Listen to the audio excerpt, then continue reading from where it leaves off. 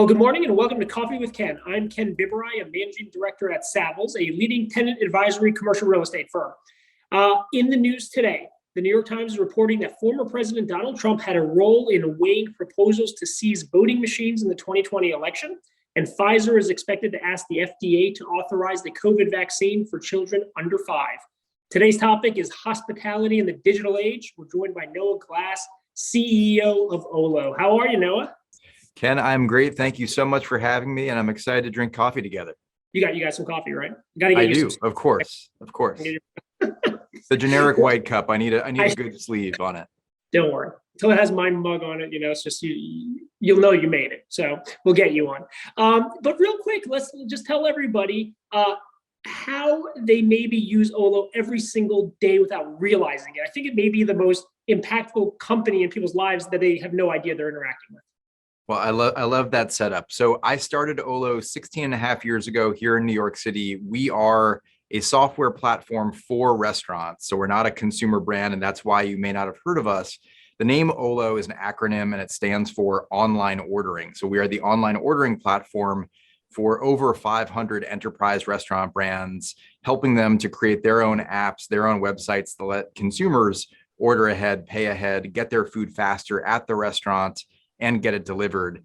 So if you've ever ordered from Shake Shack, or if you've ever ordered from Sweet Green and had a magical experience of collecting your order without the wait, that was Olo in the background, and you probably didn't even know it. And now we're doing this with, I'd say, 76,000 restaurants on our platform, and somewhere in the tens of millions of consumers who are using Olo on an annual basis. Wow, incredible. Now, it seems like an obvious statement that COVID probably accelerated the use of Olo as a platform, the demand, but it was trending in that direction ahead of time, right? Like, I'd love to kind of hear the COVID kind of story, but let's talk pre-COVID. Like, where were we heading in this type of usage anyway? Yeah, so over a 16 and a half year journey, we've been watching the rise of digital ordering for a very long time, and long before COVID. And what we saw was more restaurants getting these capabilities of enabling consumers to order ahead, pay ahead from outside the four walls of the restaurant. And then, of course, more and more consumers getting familiar, maybe trying it for the first time, understanding how convenient it was for them, and migrating their behavior from ordering when they got to the restaurant and waiting in line behind other customers to ordering ahead and being able to pick up without having to wait. I would say that, yes, COVID was certainly an accelerant. And one of the reasons for that was it became a safer way of both consumers and restaurant staff to interact with one another. And so you saw people maybe trying it for the first time because they weren't able to go into a restaurant, or trying it for the first time because it felt safer to them as a consumer. And then realizing not only does this feel safer, but it's also much more convenient. And so we've seen a lot of durability in the trend of growth in digital ordering over the past 2 years. Yeah, and I think it's obvious now, right? But 16 and a half years ago, I mean, phones didn't even have that capability, most of them, right? I mean, like, when was that moment that kind of triggered like the potential that you would then devote 16 and a half years of your life to kind of get to this point where now you're a public company and all this exciting stuff? Yeah, so really it was over 18 years ago that I first started thinking about this. And it came from a couple of maybe peculiar places. One, when I moved to New York City in 2003, I came carrying a Palm Pilot personal digital assistant. That was a pretty weird thing to be carrying around. This is why we get along. You and me were the only two people, Ken. But we had these devices, and I started to think, it would be amazing if this thing could give you more than just information about places around you. What if it gave you the ability to transact with places around you? What if you could bring the experience of e-commerce and all the benefits of e-commerce to local commerce, or what I now call on-demand commerce?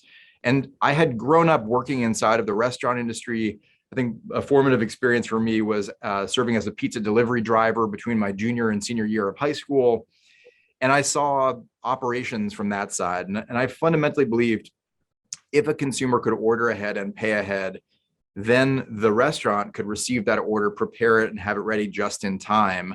And that would be a benefit for both the consumer and for the operator. For the consumer, they would save time. For the operator, they would increase their throughput capacity. That's the kind of win-win that tends to work in the world. I need to be the person that brings this to life. And that idea sort of sat in the back of my head for a while. and then really became a company in 2005 after working on it as a nights and weekends project in Johannesburg, South Africa, of all places. I lived there for a year in 2004, and that was a real spark of seeing smartphones at use for more things when I was there, and meeting a group of engineers who could help put together a prototype and later launch a company. And then raising capital from my mentor and role model, David Frankel, who said, I know you're off to Harvard Business School as your next stop, but if you believe in this enough to tell Harvard that you're not coming and to quit your job to pursue this, I'll get you started with some seed funding. And that was June 1st of 2005 that we officially launched. So we are now 16 and a half years into the journey, and amazing now to be operating at the scale of 76,000 restaurants and billions and billions of restaurant sales volume going through our platform, and really making an impact in the lives of consumers and restaurants, especially during this COVID era. Yeah. So for entrepreneurs out there, right? I mean, you see so much about, hey, I started a company 18 months ago and now we've raised whatever, right? Like, this has been a real journey for you. I mean, 16 and a half years. Like, talk about the ups, the downs, the stamina it takes, the mental fortitude. Like, how do you build a team, get people on board with this journey, get the investors, the clients, and kind of maintain that consistency over well over a decade? I mean, yeah, I'm cognizant of the fact that we only have about 30 minutes together, and I could spend 30 hours on this topic. So I'll give you the really high level view.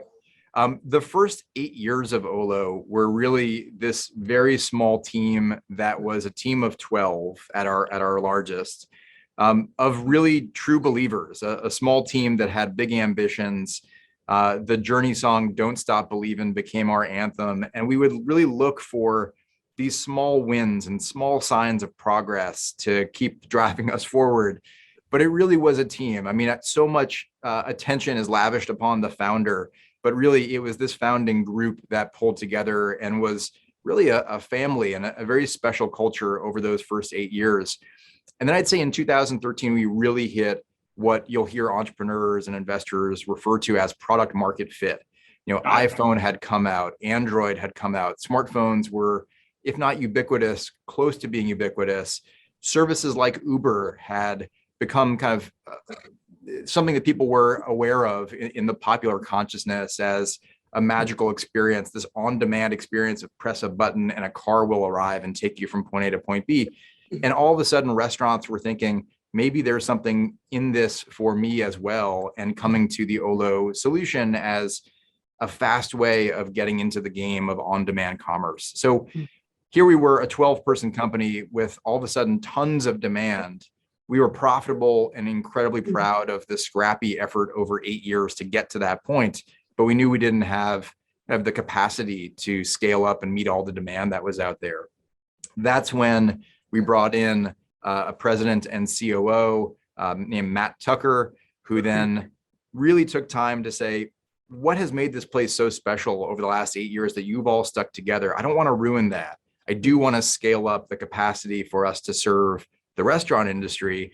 So write that down. That'll become our blueprint, our value statement, and we'll hire according to that, but we'll be able to scale up. We're now well over 600 employees, so we've scaled up dramatically.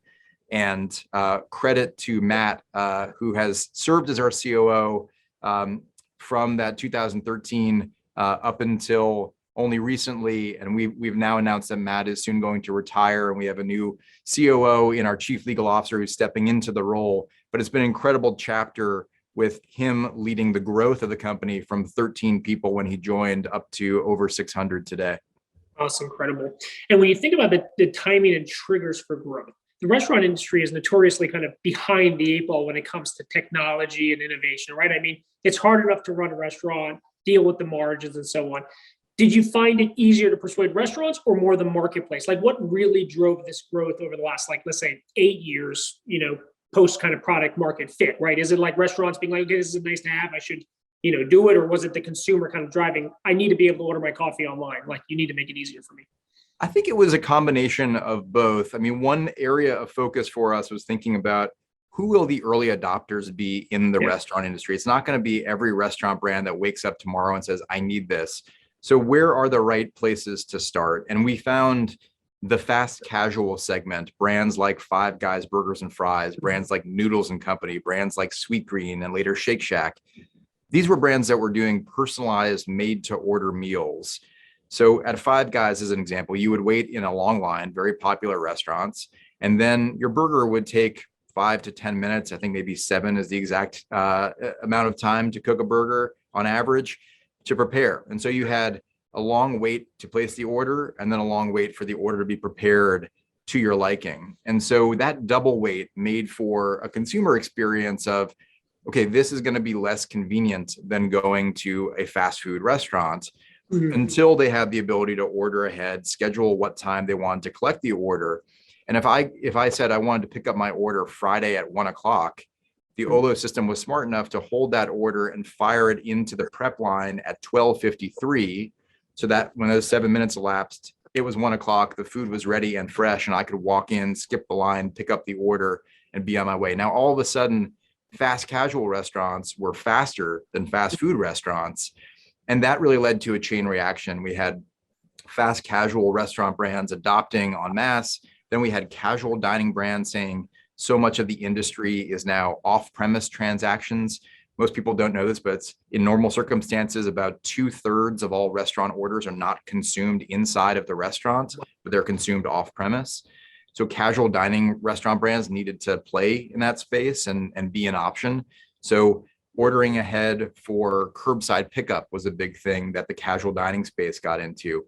And then when you had all these other competitive forces at play, finally fast food restaurants said, well, we need to do this too. And delivery was a big driver. And delivery, I think, was this consumer driven thing of consumers saying, I don't just want to order pizza for delivery. I want all of my favorite foods available to be delivered to me. And that became something that the marketplaces coalesced into a real force driving digital and the acceleration of digital ordering specific to delivery.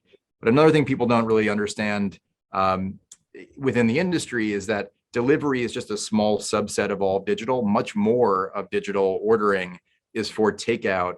And as a result of COVID, some of the digital ordering is now happening inside the four walls for on-premise. So I'm sitting down at a table, scanning a QR code, and the order is being run out to me because I'm able to place the order from the same digital ordering experience. That is really new behavior caused by COVID, but an exciting opportunity for the industry and for Olo in the future. Because more transactions are done as takeout versus delivery, right? I mean, that was a fascinating, I didn't even realize that as a stat. Yeah, it was last I checked, last quarter, almost a 2-to-1 relationship on non-delivery digital orders versus delivery digital orders. And yet so much of the focus is on delivery and digital are conflated as being the same thing when they're really not. So talk about the sandbox that restaurants have to deal with, like the DoorDashes, Uber Eats of the world, all this new technology, QR codes. How do you fit in? How does it all play? I mean, clearly it's a more competitive space with people jumping in to kind of add technological value to restaurants, right? Yeah, it's a chaotic world, this on-demand world for restaurants. And I think Olo is the great simplifier of this. So at our core, what we're doing is, and how we started, we're creating that consumer-facing experience for the restaurant brand to build its direct-to-consumer app and website, letting customers see the menu, place an order, pay for that order, and either pick it up faster at the restaurant or get it delivered to them. We're then also providing the ability for marketplaces to tap into our API and get a feed of the menu and the price list so that they can then list that menu on DoorDash and Grubhub and Uber Eats and all of the other marketplaces around the country that the restaurant wants to enable with their menu. And then when orders originate from those restaurant marketplace sites, those also come through Olo and into a single stream of orders, all integrated into the point of sale system and the kitchen at the restaurant. So we're doing away with, you might have remembered, years ago, walking into restaurants and seeing 4, 5, 6 different tablets sitting on the counter, each from a different marketplace. What we've done through a product that we call Rails is to create a simplified operating model for restaurants by enabling them to maintain their menu in one place, syndicate it out to their direct channel and all of the indirect marketplace channels that they want to enable, and then have orders all come in through the same pipe so that they don't have to have all those tablets and someone managing them everything is in one place. Just getting back to like the technological kind of, lag with restaurants, right? At the core of it, restaurants are about hospitality and the consumer experience. And technology is kind of hasn't kept up with it, right? And one of the things I always see is, you walk into a restaurant and I've made my reservation with OpenTable, but then I have a micros POS system, and then the restaurant operator doesn't actually know who I am when I'm at this table, because then I'm just seat 1 at table 30, right? How do we improve that kind of understanding your customer, right? Because at the core of it, like, I understand the simplicity you're providing, but clearly there's a benefit to the restaurant in building that engagement and long-term relationship with the consumer to understand their behaviors, their habits. Ken doesn't like gluten, but he likes whatever, like, where are we headed in terms of that? And how do you fit in all of this? Like these POS systems and the integration and the technology and this is a beautiful framing, and let me respond by telling a story. So one of our board members and investors is Danny Meyer, who is legendary in the New York restaurant scene, obviously known nationwide as the founder of Shake Shack. But also, and maybe less well known, Danny is a great investor and was for 14 years before joining Olo's board and becoming an investor in Olo on the OpenTable board. And I remember from his book, which was something of a Bible to me in the early days and is now standard issue for all new Olo employees, Setting the Table.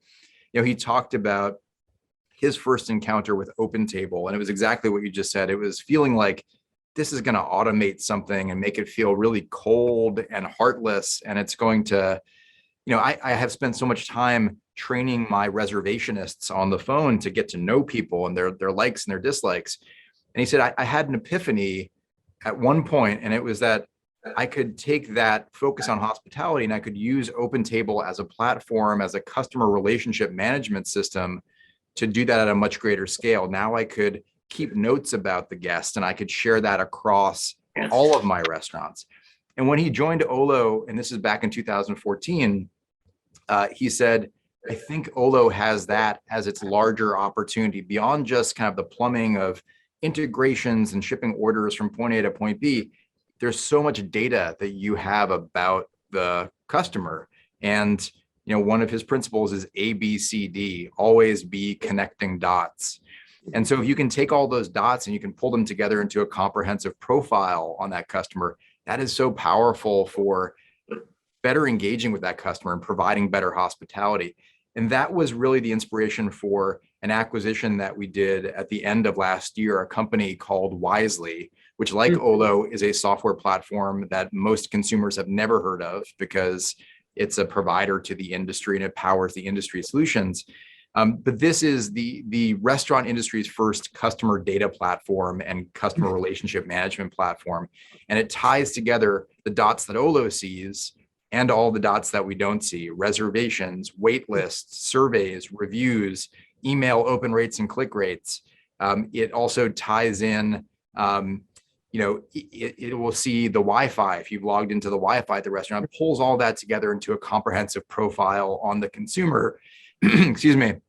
And then that enables the restaurant to more personalize your experience. Yes. And also understand, kind of give you that experience of going to your favorite restaurant and engaging with your favorite server who remembers all of these things about you because you forged a relationship. Now we can do that at a much larger scale.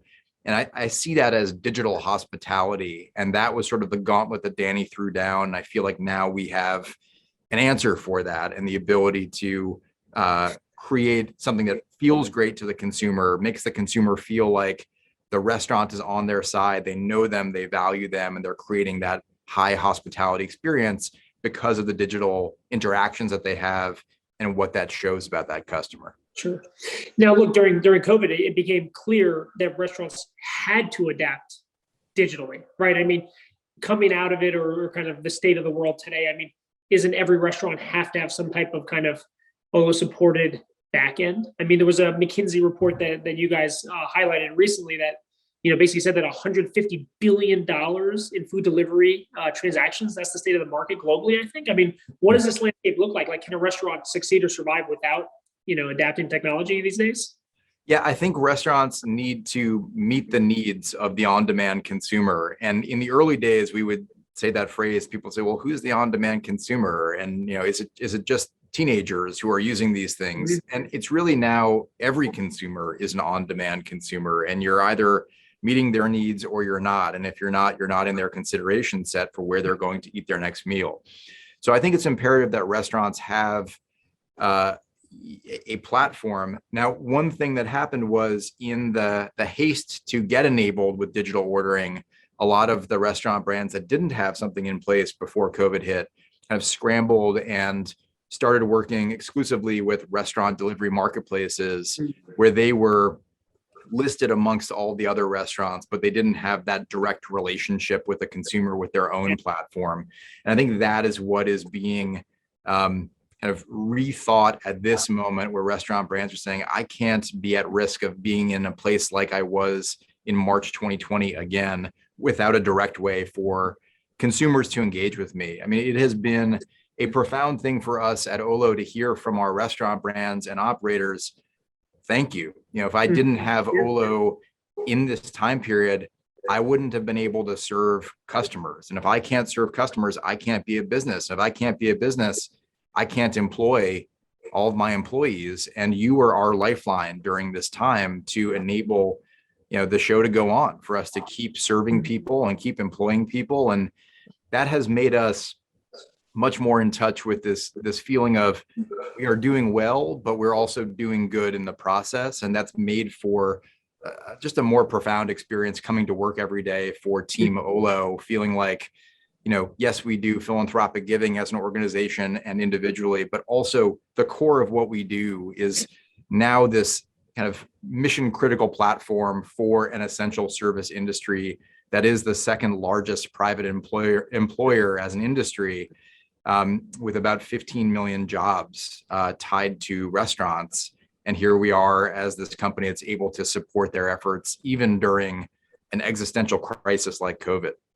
It seems like a lot of this success, and we were talking about, derives from the fact that you're not just B2B, right? You're really B2B2C, right? I mean, is that kind of where you've navigated and kind of seen a lot of this growth and success and loyalty and, real partnership with your owners? I think that's right. I think the customer centricity of the story is really important, that restaurant brands are able to forge that direct relationship with the customer. And, I have to explain to investors a lot, what differentiates Olo from a lot of other restaurants tech is that we are creating this layer that enables the brand to connect to consumers. It is consumer facing tech.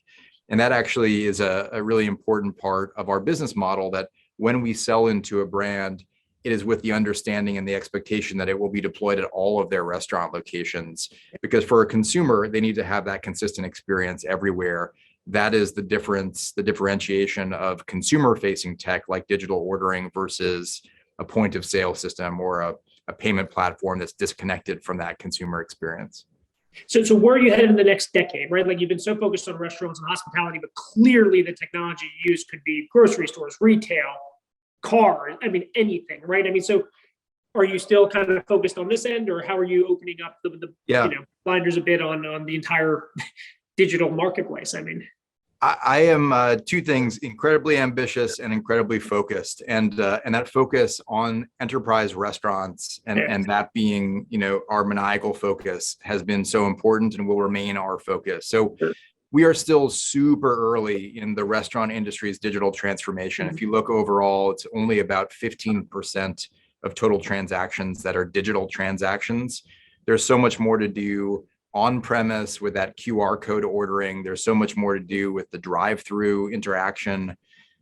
We think there's a great opportunity for us to add more restaurant locations, add more orders per location, and find additional ways to add value. So I have stated on our earnings calls that we've had since going public and all the time to our team, this ambition of what I call digital entirety, which is ultimately touching, adding value to, and deriving revenue from every restaurant order.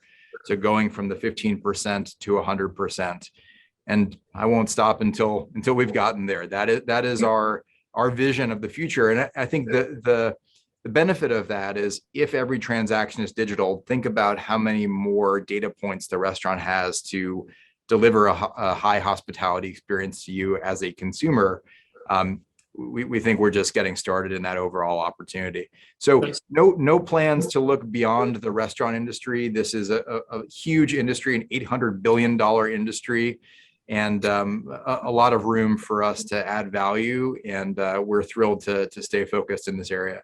That's great. Well, look, before we let you go, talk a little bit about what it's been like, in the last year and a half, 2 years, growing a team, recruiting, retaining, going public. Like, there's been a lot going on at a time that's been quite challenging where we're all remote and haven't been in person. I mean, what has this been like for you? Yeah, I mean, we were in a pretty good position heading into COVID in that 2/3 of our team nearly was already remote. And so we had really hardened systems in terms of how people were able to interact, even if they weren't in our New York City headquarters. And our engineering team has really been remote driven since 2012. I mean, 2012 and Hurricane Sandy was something that led us to remote engineering work, and that has really served us well. One of our values as a company, our first value is family first, and thinking about an orientation towards one's family. And that has aligned really well with people who want to work remotely and be closer to their families and be working from home so they can do that. And I think that has always been something that was one of those values that we wrote down in 2013. It has been even more true and even more resonant in this time of working from home. And I think there's an authenticity to that. I also think that our ability to articulate just how our doing well is doing good, and the mission of what we're doing and helping our restaurants not just survive, but thrive and better serve consumers, feed people, employ people. I think that gets people inspired. And I know that everybody is looking for work that has a deeper sense of mission and purpose to it. And so I think that too is very authentic. It's been, for those of us who were working out of the New York City office and now having to adapt to working remotely, and especially those of us with small kids, it's been a change, but I think everybody has seen pros and cons, and largely the pros of working from home and having a team that is 100% remote. It is nice to not have anybody feeling like I'm not really in the room, I'm kind of dialing in, but everybody on the same footing. So I've really enjoyed that. And I think it's been a strong suit of ours to make the remote experience the normal experience, and to do that really well and focus on keeping our team really engaged. That's great. Well, look, it's such a treat to spend some time with you, Noah, and I look forward to coming back to the Upper West Side and going to Jacob's Pickles and breaking some bread in person. Or biscuits. And biscuits, definitely. And appreciate everyone tuning in today. Our next Coffee with Ken is going to be February 17th with Danita Johnson, the President of Business Operations for DC United Soccer Team. Noah, I'm like the Ted Lasso of podcasting, so I'm really excited for the soccer connection here. So in the meantime, please visit www.coffeewithken.com, tune in on past sessions, and subscribe for future ones. Thanks again, Noah. Take care, everyone. Ken.